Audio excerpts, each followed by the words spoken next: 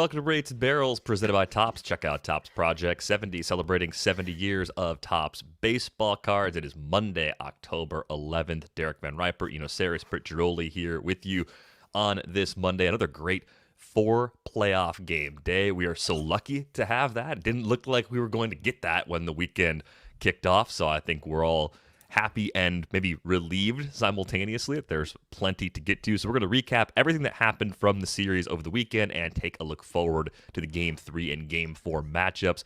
Let's get going in the AL and start with the Astros-White Sox series. That series looked like it was going to end yesterday because at one point the Astros opened up a huge lead. They chased Dylan Cease in the third inning of that game, so it just looked like, okay, here it is. Here's the sweep. Houston's exerting dominance on the series, and we're done here. But a nice rally for the White Sox, and certainly some drama in this game, too, including a throw home that hit Yasmani Grandal and led to a big, hubbub, I guess we'll call it, on the field. That seems like a fair word to use, and some very questionable bullpen management by Dusty Baker along the way. So, Britt, I want to start with you. This series has been in your kitchen. Well, not literally, but you were covering it in Houston. What did you make of the events that unfolded in Game 3, where there was a lot of drama? Yeah, it was chaos. And, what was crazy to me is I was watching the other game, and then I flipped over to that game, and I'm like, man, they tied it. So then I had to go back and rewatch parts of what the White Sox were able to do. But, guys, you see plays that you never have seen in your life. I mean, the Red Sox Rays certainly had one of those. And then also, I've never seen a throw to first base hit a player like that. Have you guys? Like in 15 years covering baseball, I've just never seen that. And, the Astros certainly thought that he got in the way on purpose. Come to find out that the rules, you can basically run wherever you want. You can zigzag, you can, do whatever you want to get to first base. Which I found crazy. I thought that was a big momentum changer there. I think that, the White Sox were too good of a team to kind of go quietly. I thought their approach was much better. Yes, you knew we were going to have a playoff series that was going to involve some kind of Dusty Baker second guessing. Let's keep in mind, though, that the Astros bullpen has been, I know they won the first 2 games, but they were quietly kind of shaky, like Graveman in particular. We always knew this was kind of the underbelly of the Houston team. So I'm kind of excited for Game 4 because I think if you're the Astros, and what was maybe the biggest deal was Tempura after the game saying, hey, kind of insinuating that the Astros are still cheating. I mean, are we going to talk about that? How long do we have? Because that was just, this is going to be a heated game. I'm going to have to watch this from the first pitch to the last because it seems to me very clear that there could be a brawl. There could be some serious bad blood here. There could be some inside pitches. You're going to come at the Astros like that after everything and do it on a big stage like this. I don't know. I don't know what to make of that. What do you guys think? He said it was because they didn't strike. They struck out as much in Game 3 as they did in the first 2 games in Houston combined or something or more, whatever. He was basically saying, hey, they didn't strike out in Houston. I wonder why. Just asking questions sort of deal. big just asking questions energy there from Tempera. I don't know. I just think that the matchups were different. I just think that the pitchers were better. Like the White Sox pitcher on that night was better. I didn't think that Lynn was going to strike out a lot of Astros. So I don't think it was necessarily like what signs do you have to give up for Lance Lynn? It's probably going to be a fastball. Yeah. It's like pick your mic, pick your poison on that. But one thing that stood out for me on that play is I feel like maybe we haven't seen that exact play with Yasmani Grandal being hit, but we see something like that and argue about something like that most postseasons. I feel like wasn't there the Trey Turner running to first, and the thing is. So if there had been some sort of obstruction at regarding his, like if someone had been throwing the ball to first and Yasmani Grandal got in the way of it where he would have been out because there is a baseline you have to be in for the play at first. But because the question wasn't the play at first, the question was the throw home. the only thing that they had to decide is whether or not he intentionally hit the ball. And so they said it looked like he ran in a straight line. I guess. I think he took a real inside path. I mean, he's running on the grass, right? Yeah, that was a savvy veteran move. I don't think he waved an arm at the ball or anything. Tom Hallion explained the call and why they applied the rules the way they did, and I think it makes sense. The throw from first to home is different than the throw from home to first, just in terms of how these rules work. But it also makes sense to be a little bit mad at Yasmani Grandal because dude was running in the grass. That's a natural place to run, right? I mean, you kind of have to seek that out. So I don't know. I think that that's a difficult rule, and it was a weekend of difficult rules, and we'll get to some other stuff later. But it is actually one of the things.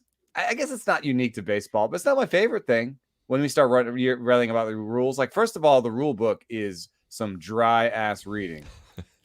I don't know if you've ever tried to read it. It is some boring ass legalese. If where to henceforth, blah blah blah. Oh my god, I hate reading it. And plus, like, every rule has subsections, and then there's like references to other rules. So you have like check also rule 5B32.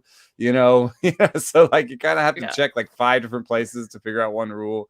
But I guess, I had a little bit of football on because the father-in-law is here, and they do the same thing in football, right? They have a rules expert come in and be like, well, while we're reviewing this play, let me explain to you the 3 rules that came to bear in this situation. So I guess it's not unique to baseball, but it's not my favorite part of fandom. No, it's not the best part of the game. I mean, I think the play that happened in Boston was the one that had more people concerned about a rule that needs to be on the books to change things there, but we'll get to that in just a few minutes. The weirdest thing I think about this game from a decision standpoint was the decision for Dusty Baker to put Yimi Garcia into the game as a mid-plate appearance replacement. And matchup-wise, it didn't really make a lot of sense. Jake Kaplan had a good recap of the game, breaking this down. A couple of switch hitters. Larry Garcia hit the home run, and Cesar Hernandez, also a switch hitter, was the next batter up. So going with a righty who's a lot more effective against same-handed hitters didn't really make sense tactically. And then the timing of the move made it even more curious for Dusty. Was there anything that made sense to you guys about that decision? No. No, but I kind of knew this, right? The first 2 games, people were questioning La Russa, even a little bit last night, about leaving the starter in too long, and there really hadn't been a whole lot of second guessing about Dusty, so you kind of felt like he was due almost. I don't think this changes the tenor of the series. I think Houston wins this series, possibly tonight. I think probably tonight. I don't know if the events of last night's game swayed either one of you onto Houston's side at all, but to me, it was nice that Chicago got that win. They haven't played a home playoff game in forever there. I thought that was nice, but I just don't see Chicago beating Houston twice. Do you guys? Twice more? No, I don't think so. I was looking at the Luis Garcia's pitch velocity chart to be like, oh, his last fastball was down a tick, but I mean, it looks like he was still at like 93, 94 like he was all game. Mm-hmm. Yeah, it's one of those things. You usually see that reserved for a pitcher clearly being hurt, but that didn't seem to be the case at all with Luis Garcia. So definitely a strange decision by Dusty Baker. We knew he'd probably have decisions that were puzzling in this series made by these managers. Tony La Russa, I thought, made a really dumb decision back in Game 2. The White Sox had an early mid-game lead. Giolito didn't make it through 5. It seemed like the prime opportunity to go to Michael Kopech. He went to the short relievers instead. After the game, said they would have used Kopech if they needed him to win, which was just a dumb quote on top of a bad decision. So way to cover both situations there, Tony. But yeah, this time we're talking about the situation with Dusty and the decision made on Sunday. I think the other interesting thing was Zach Greinke's usage on Sunday. Only 21 pitches. I thought maybe they'd stretch him out a little bit more. And there are some weather concerns, as Max Bay puts in the chat. The weather looks terrible, actually, in Chicago. So we may be waiting another day for Game 4. It's Urquidy versus Carlos Rodon. Britt, you kind of made your prediction already. You don't think the White Sox get a second win, or at least you don't think they can win 2 more, but you think the series ends today if the game is played today? Yeah, I think the series. I do. That is my prediction. You guys may may feel differently. I don't know. Eno, what's your side? No, I like that. I think Rodon's velocity was really poor the last times out you saw him, and that's somewhat predictive. So I think like how many innings are you going to get from Rodon? I think is a great question to ask. And if you're asking that question before the game even starts, I think you're saying the Astros are going to win. I did notice something real quick. Luis Garcia's the fastball, the vertical movement on his fastball was the worst of the game. The last pitch he threw. Okay. Well, so maybe they had some sort of injury spotter, fatigue spotter situation where they said, "Uh-oh, get him out of there." But it didn't work out. Let's say. If I had to set an over/under for outs recorded by Carlos Rodon tonight, I'd set the number probably at 9.5. Yeah. I think that'd be a good place to put it. If he goes 3 and he pitches well, they may go to Ronaldo Lopez for 2 or 3 innings. Kopech pitched yesterday, so he's not going to pitch in this one. But I think they've been planning for some sort of tandem situation all along for Rodon, given the way he's been dealing with injuries here for the last couple of weeks. But I think Jose Urquidy comes through, pitches well for the Astros today, and I think the Astros come away with a 3-1 win in this series. Hopefully it goes 5, and hopefully we do get to see some baseball today. Answering the important questions in our live stream, Patrick wants to know, is that dude drinking wine? I'm going to assume that's probably me with the clear glass. Now it's just the clear glass. They sent me to drink this nice coffee. It is delicious. I'm not cool enough to drink wine. I've decided that years ago. It's not for me. Let's move on to the Rays and Red Sox, where things are chaotic right now. The pitching matchup is the old TBD versus Eduardo Rodriguez, and because of the way things unfolded for the Rays in Game 3, it's a little bit more of a cluster than it ordinarily would be. They've got some guys that pitched yesterday that threw more than they were expected to. Waka threw a ton of pitches in Game 2. A lot of questions here as to how the Rays are going to navigate this. Probably a full-on bullpen game with the hope of extending the series and then getting 5+ from Shane McClanahan in Game 5. And, of course, that day of rest before Game 5 will go a long way. But I'm also curious if the Red Sox can use the quick hook on Eduardo Rodriguez again like they did earlier in the season, given the way they've had to use their pitching over these last couple of games. I'm checking right now. Did he must have pitched? Did he pitch in the first game? Yeah. So that's 3 days of rest. Yeah, and he didn't pitch deep in that game. So, I mean, he could pitch deeper this time around.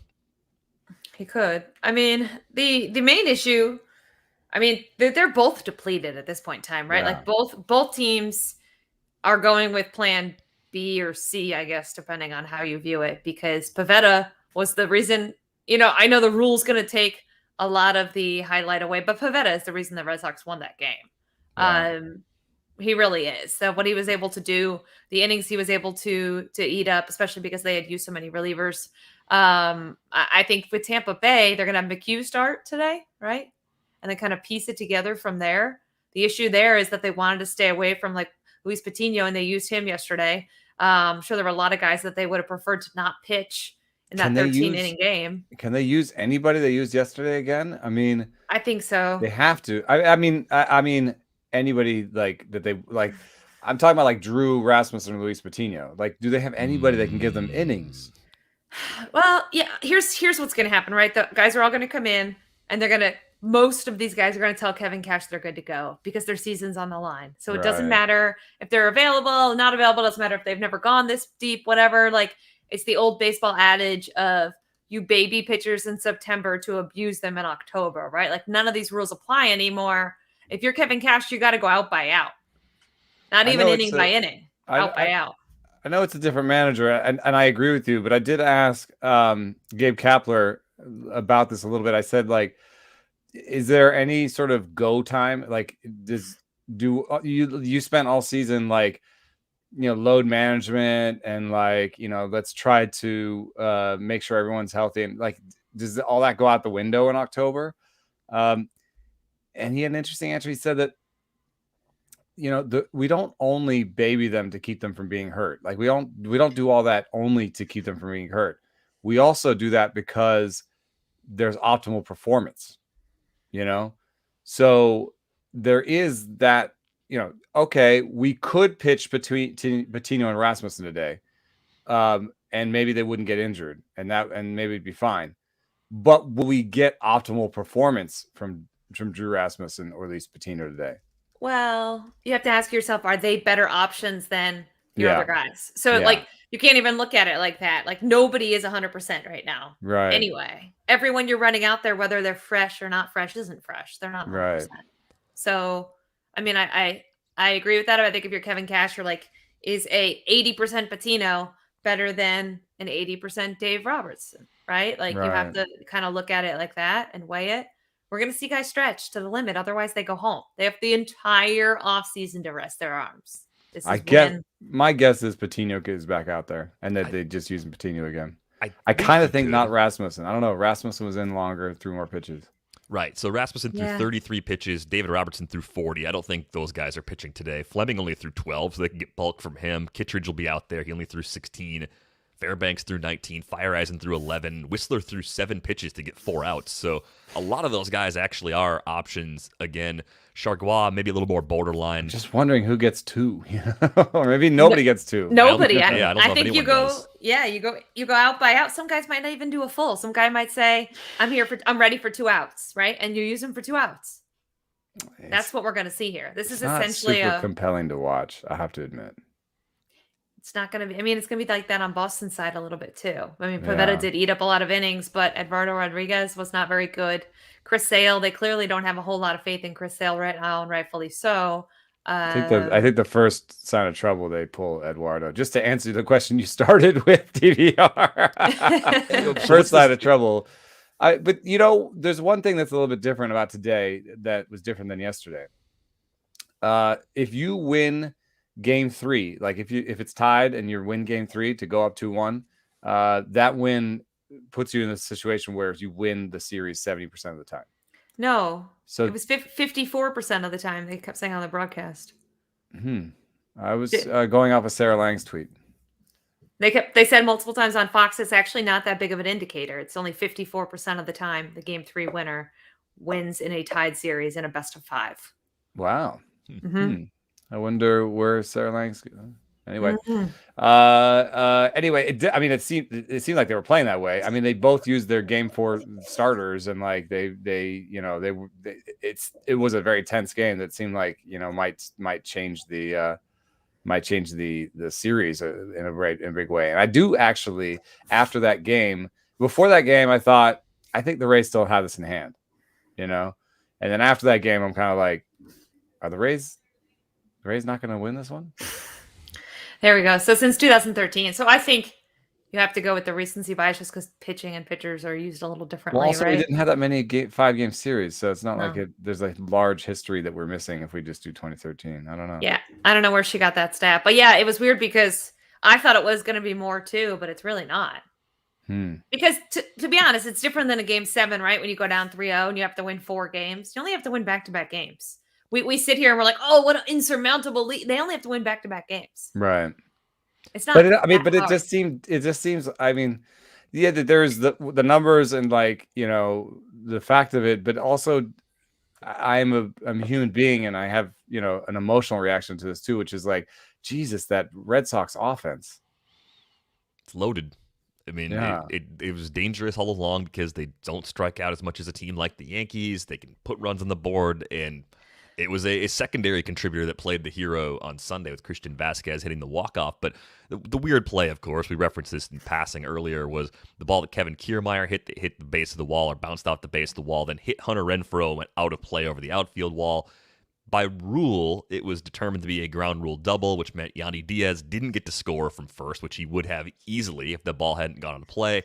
And this is just one of those things. Like the umpires, the crew did what they were supposed to do based on the rules that were written. And this play is one of those things that I think it was like John Hart or somebody on the panel who's been around the game forever. Someone said, "You ever seen that before?" No. And John Hart's been in baseball for 50 plus years. It was one of those plays that you don't even conceive of needing a rule for it. Clearly, there will be a rule probably put into play, but I was wondering, what should the penalty be in that situation? Like, if you're making a new rule, it's going to be called the Hunter Renfroe rule, where an outfielder bobbles a ball out of play over the outfield wall. Is it an automatic triple? Like, where do you draw the line on something like that? Here's the through line for me, actually connecting both the Grandal play and this play, is that they both basically ruled that there was no intent on the player's part. Yeah, I don't think Hunter Renfroe intentionally bobbled the ball out of play. Which I mean, not knowing the rule, you with could. like his hip. It would be a crazy move if he could have done that intentionally. Right, yeah, but you could like soccer, like you could volley the ball over, or you could slap it with your glove, which would be really do it easy on and intentional. purpose. Yeah, yeah. But I think intent is really, really hard to gauge, and I think in these cases it seemed pretty clear. Except we talked about how Grandal took the inside lane, and maybe there was some intent at the beginning, not at the moment, but at the beginning he kind of put himself in that position. So I'm in favor of fewer rules that have any sort of need to judge intent. Yeah, it's unfortunate because I would love for umpires to make a discretion call, but imagine if the Red Sox lose that game last night because the umpire's discretion said that the Rays scored a run, right? People would be just as mad. So I agree. I would say like if you hit something out, like it's like if you threw the ball, like what happens when you throw the ball past the first baseman? They just give you the next base, right? It goes into the dugout. If it's out of play, then yeah. If you're talking about a ball that's out of play? Yeah, like if you throw a ball out of play. Yeah, they get the extra base. They get the extra base. So I think just apply that. That was clearly a double with runners at second and third. So out of play, it's a ground rule double plus a base for the hitter hitting it out. Right, and there was a lead runner. The runner scores. Yeah. What sucked is he clearly would have scored very easily. Like the bobble took place like after he was like basically rounding third, and so I don't know. I don't know what you do to that rule, except maybe you judge it by when the deflection happens. Then they get to from where the runner is, right? Why couldn't you do that? They did a split screen, and Yandy hadn't crossed third yet because that was kind of when the ball landed. You know, I don't know. Where was he? He was pretty close, I thought. He was close to third, and the other thing that you could do is just give it all discretion to the umpire and just be like, wow, he would have totally scored on that play. So like he scores. That's tough. I mean, I think if he's closer to third, you give him a base beyond that, maybe, right? You give him a base beyond that. I think adding one, kind of using the same principles as the ball out of play. And in that case, over the outfield wall, if it bounces over, we know it's a ground rule double or an automatic double. Okay. Add one to that, you get a triple almost every single time. So then you're good. Like that kind of covers that situation in the unlikely event that it ever happens again. But it also prevents the possibility of a very savvy outfielder knocking a ball over the wall. What is Rojo Paul talking about? Tommy Pham in 2019?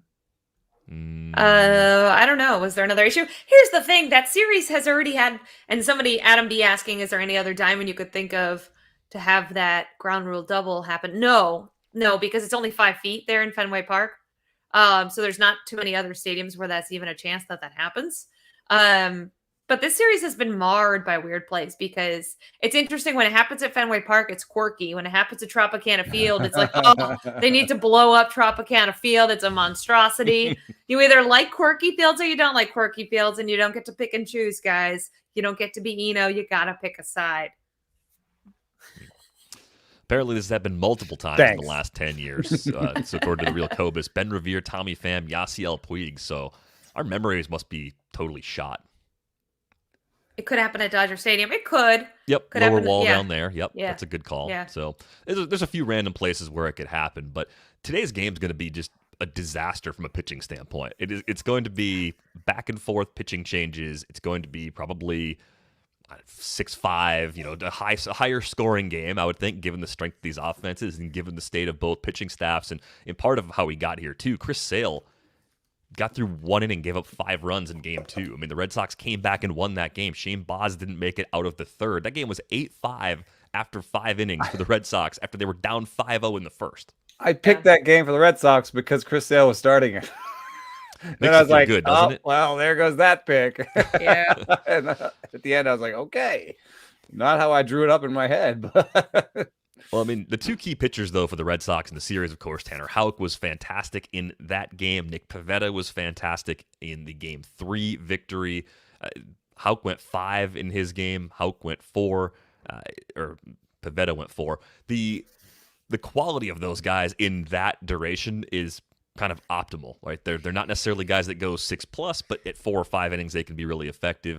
I think the other thing that surprised me so far in the series, Brandon Lau 0 for 14 with 6 strikeouts. He had taken a step forward again offensively in the regular season, and so far has been a ghost in the series. Yeah. Now, if the Rays win tonight, can Houck? Is it Houck? Is that how you say it? Houck? Can Houck pitch game 5? He could be a factor in 5, couldn't he be? I think so. Yeah. See, this is where, like, to me, last night's game was so important, no matter what the percents say, because even if the Rays win tonight, I don't know, I think the Red Sox are almost set up better. And we unfortunately, I know I'm going off on not exactly what you asked, Derek, at all, but we talked about like how the Rays don't have those starters anymore that they can rely on for at least like 5 innings. And this is where it might hurt, right? Like, even if they scrape by today, the bullpen's going to be straight up exhausted. They get one travel day to get to Tampa Bay, still exhausted. That's the kind of thinking I was having during that game. I was like, wait, what? Like, they don't even have like the Tyler Glass now, where it's like, oh, but they'll have Tyler Glass now for 4 innings or 5. You know what I mean? They don't. Yeah, they don't have it. I guess Shane McClanahan would start game 5. Yep. Yeah. And they would need him to go 5+ because everyone would be tired as hell. Mm-hmm. Yeah. So I don't know. I see. I'm fully on nerd status now. We are one. Yeah, I'm definitely more nervous for the Rays winning the series than I thought. I thought before that game, I really had them still in hand in the series. But I think it does speak to some of the questions that we had where, like, is this bullpen as good as it was last year? And I think that the answer is no. Yeah. And I think this is why the managers managed last night like it was a win or go home game. If you use that many pitchers, even in the regular season, managers talk all the time like that's a tough game to lose. It's one thing to lose. It's another to lose in 13 innings when you use up that many guys. Everybody, yeah. Like it crushes you for the next day. Had they lost in 9 innings, okay, right? It would have hurt, but okay. But because the later it got, that's why the Red Sox were like, we're using Pivetta because losing this game is going to really suck. Yeah. We're on to predictions. How does it play out today? I just expected total debacle in terms of a million pitching changes and a lot of runs. It might be fun. Might take a long time. Might be fun. I think the Red Sox actually finish it off. I think the Rays are they're on the ropes right now. They're both exhausted in the bullpen, but I do think the point Eno just made about that bullpen, it's not quite at the level it was at last year, and that might be shining through a little bit. And I think we all probably underestimated the quality of the Red Sox, not only at the beginning of the season, but even going into the postseason. Yeah, I think you are right. I think it's going to be Red Sox Astros in the ALCS, and I hate it, but I love it. That'll be an interesting one. I mean, those are the 2 teams that have most recently gotten in trouble for sign stealing. People don't remember the Red Sox one as much. No. They tend to brush that one aside. I'm loving this. I have my dog in here with me today, and there's a dog barking outside, so it's only a matter of time before Hazel joins the show. So brace yourself for dog barking. It seems like it's only a few minutes away. Let's go to the Giants and Dodgers series and go back to Logan Webb's Game 1 gem in that series. 21 swings and misses, had a 40% CWS with the change, the slider, and the sinker. That's called strikes and whips. That's CSW. I am in need of more coffee. But Logan Webb came through at a time when, look, I thought he'd go 5 or 6 and pitch well, but he was outstanding. He had a playoff start to remember, an all-time great start for a franchise that has plenty of great playoff performances. Unfortunately, the Dodgers got a hold of the weaker Giants relievers in Game 2 and quickly leveled the series, but this one's tied up as we go into Game 3. I thought Kevin Gausman actually pitched well enough to keep the Giants in it in Game 2 before things really unraveled. I think it was Dominic Leone where things started to turn, but I've been sitting here all morning just trying to figure out how are the Giants going to possibly steal Game 3 with Alex Wood and Max Scherzer as the pitching matchup. I think they can. Scherzer's been kind of hittable. He didn't look great in the wild card game. That was like pure guts that he pitched on to get as deep as he did. He had 2 bad starts to close out the year. I think they can get to the Dodgers here. My main issue is the Dodgers lineup kind of woke up in Game 2, and so that is a little terrifying. I agree with you on Gausman. What was nice about Gausman was they were going to hit for him in the second inning, third inning. in that first game, and then he was able to kind of right the course and retire like 10 straight at one point. So that was good. I did not expect the start that we got. Nobody did, right, from Webb, maybe not even him. But I think when you look at this matchup, I don't think the starters are going to factor in as much as the bullpens. I think this is going to be a big late inning, whose bullpen's going to blink first kind of game. And those are just hard to predict. I picked the Giants to win the series. It's tied right now. I'm going to stick with the Giants because I'm not going to go back. I'm not a waffler. But I don't know. I don't think that Scherzer's going to be this. He hasn't really been his dominant self as of late at all. So I don't know. I think he's going to be hittable. I think the Giants are going to be on it. So I don't know. We'll see. I mean, if he reprises his wild card game situation, I wouldn't be too surprised. 5 or 6 innings, 1 run.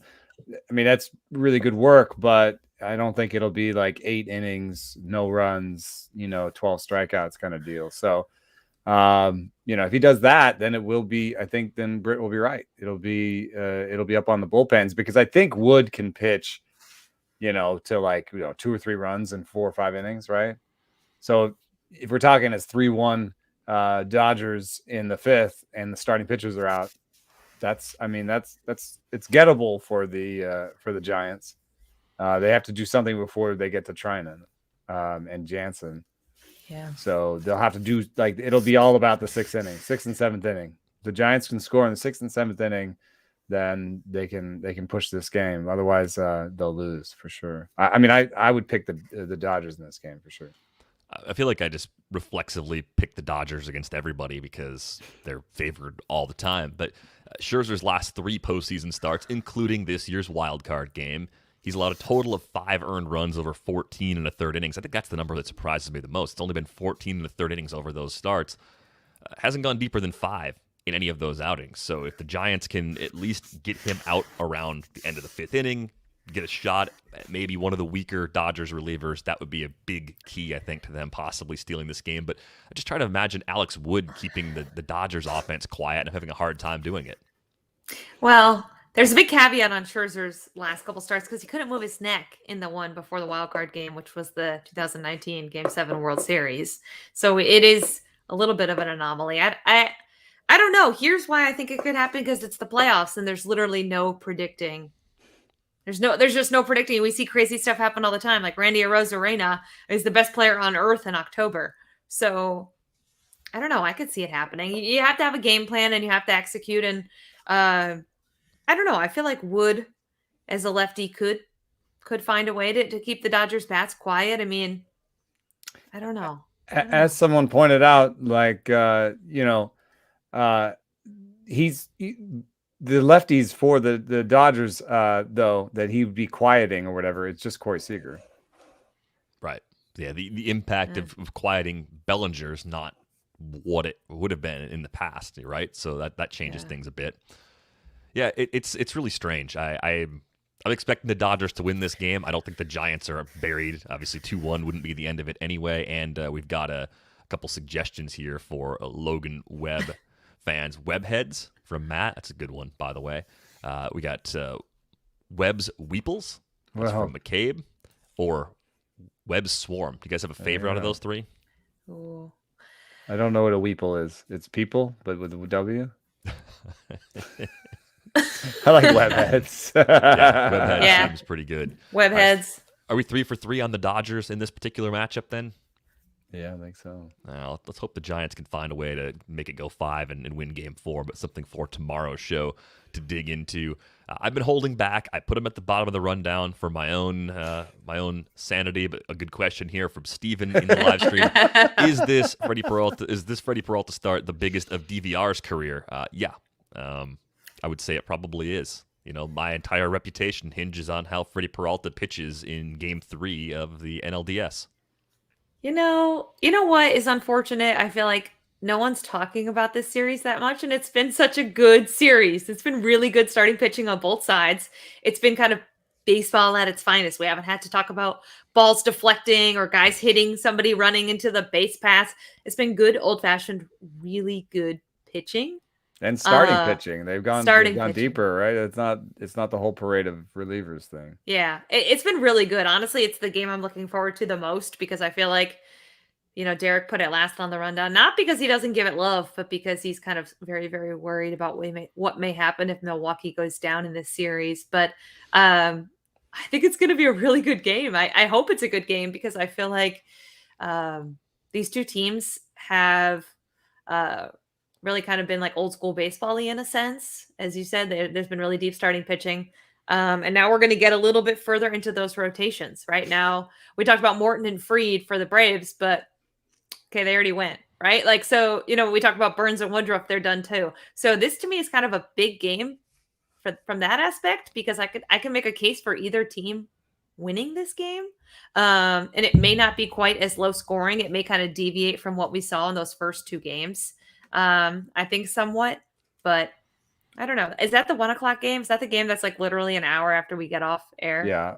That's the first game? The game that will be 3 innings deep by the time people listen to the podcast version, if not further. Yeah. It's that one. So don't say anything dumb. I mean, I say dumb stuff all the time. I'm used to it. But the Brewers offense has had some of the problems it's had throughout the regular season through these first 2 games. Really, it came down to a mistake that Charlie Morton made in game 1. Rowdy Tellez got a hold of a fastball that got too much of the plate, and that was the difference. Both Corbin Burns and Josh Hader were kind of fighting the command a bit in those outings. Burns, of course, settled down for the first couple of innings. Hader was pretty wobbly in game 1. I don't know if that's changes to the baseball or what exactly explains that, but that was pretty weird. Something Will Salmon pointed out in his recap of game 2, Brandon Woodruff's 2.86 runs of support is the lowest among qualified starters in the regular season. I assume Jacob deGrom doesn't qualify. And then, if he did, he'd probably be number 1 on that list because Jacob deGrom owns that list thanks to the Mets' incredible offense every time he takes the ball. But Max Fried's been pitching really well. That was something David O'Brien had written about. Going back to late July, he's been more efficient, less strikeout focused, had a good strikeout game in game 2. Quietly, I think one of the better young pitchers in the game. Not necessarily an ace or top 10 sort of guy, but someone that is still showing that he's got a little more ceiling that he can still reach.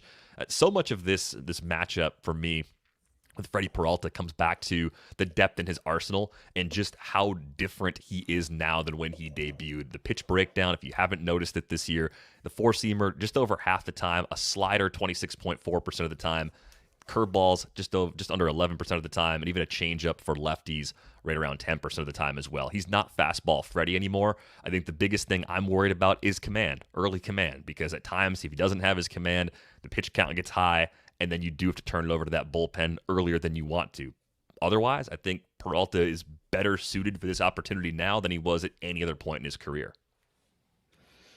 Yeah, I think he talked at the All-Star game about that slider and said that he kind of it's a 2-finger grip and he stays through it. So it's a pretty interesting pitch. I think it might be kind of a cutter to him.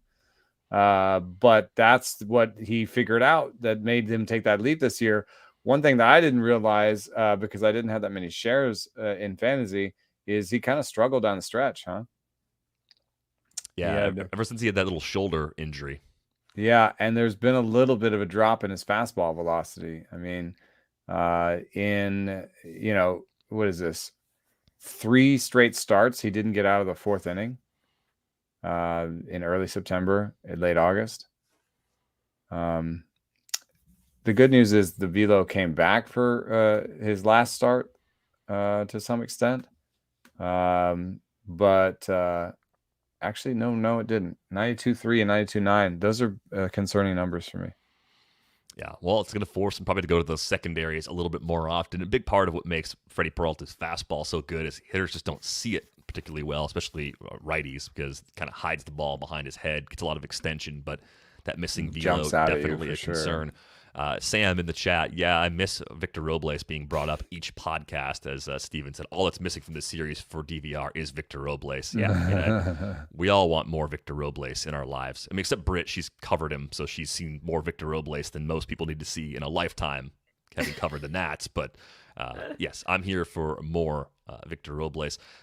Eduardo Ian Escobar, Anderson, the big story for me is how bad the Brewers offense has been. Yeah. and they have to prove something, because Ian Anderson is gettable. He makes mistakes. There are going to be some pitches that they should hit hard, and so far Roddy's the only one who's done it. Yeah, that's exactly what I was going to say. If they don't win here, they're in big trouble, right? Because you can re-rack your start. Who'd be for? I think they'd give Huascar Ynoa some innings, wouldn't they?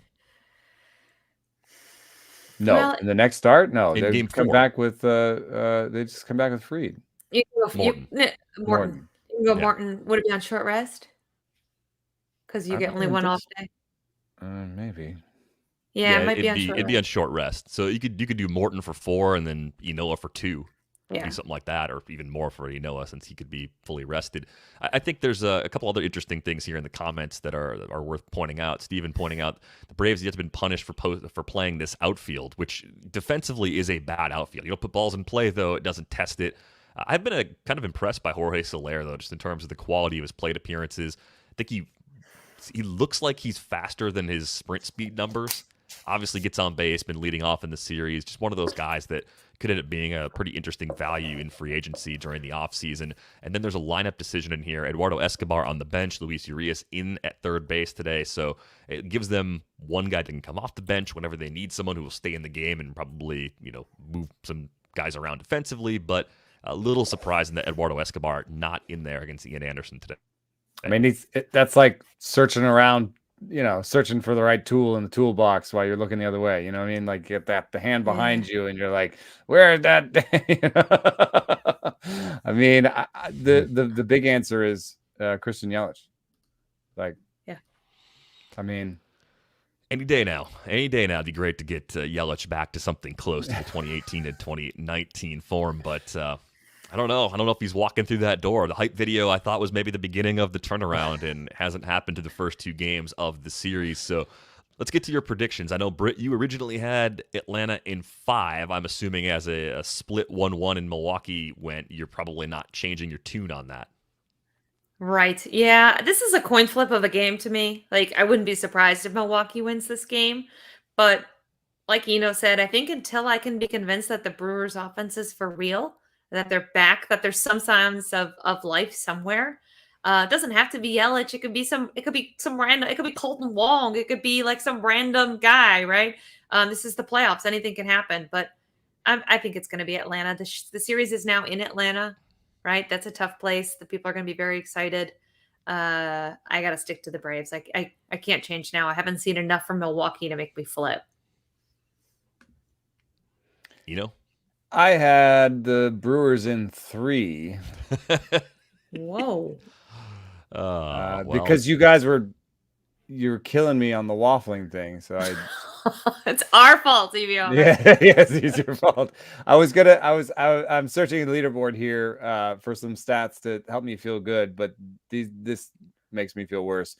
I wanted to say, Milwaukee with that lineup in September, the offense was better, but now I remember they couldn't score any runs in September. Their WRC plus was 88.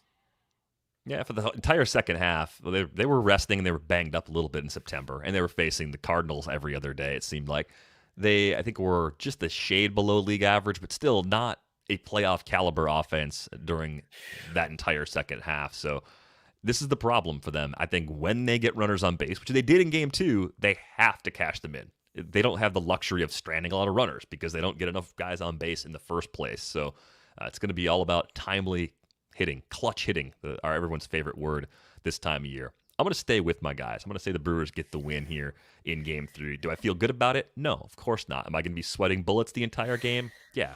Why wouldn't I be? So, you're bailing on the Brewers just to set the record straight? Put Steven's comment up. You're bailing, right? No, put Steven's comment up. So, is wrong, he's still right. And when he is wrong, it's DVR and Britt's fault. That's exactly right. Yes. Absolutely. Can we get that as the new background of the show? We could do that. Yeah, we should probably put that as our banner on YouTube. El Capitano 2109. Lauer going to pull up Pavetta today. They kind of need it. If Freddie only goes 3 or 4, which based on the end of the season, health of the shoulder, velocity might be part of the script. If you get Lauer out there for a long run of innings in relief, that could go a long way. They used Adrian Hauser as part of their bridge in game 1 from Burns to Hader, and that worked really well too. So clearly they are trying to stay away from some of those soggy relievers that they don't want to throw out there in key spots, and I like the way they're doing it so far. I'm going Brewers. I'm saying all that rest. Freddie Peralta has had a lot of rest since his last start. I'm saying he comes out, averages 94 plus on the fastball, and shoves for at least 4 innings. I think if they can get 4 innings of shoving from him, I think Lauer will only have to do an inning or 2. Brent Suter. Yeah. Hurt? Yeah. Oblique. Dang it. Yep. So who's the middle? I love Jake Cousins and I love Hader. Who comes after Lauer? Well, you could throw Gustave out there. I mean, and Boxberger. Mm-hmm. Strickland somewhere in there. No. That fastball is as straight as a string. I don't that want guy Strickland out there. makes me so nervous. In 19, he didn't even make the Nats bullpen. Just to give you an idea, he gives up so many homers. I really don't want the Brewers season to come down to Hunter Strickland getting people out. I don't want it to come to for that. 4, Lauer for 3, Cousins, Hader. Yeah. Wow. Brewers 11, Braves 1. No, that would still be Brewers 3, Braves 1. I'm trying. I'm just trying to be my own hype man. It's going to be okay. And again, the Brewers pitching has come through, as Steven points out.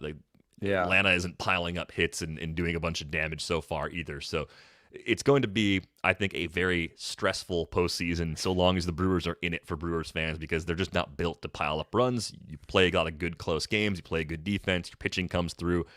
It's good to have a team built that way.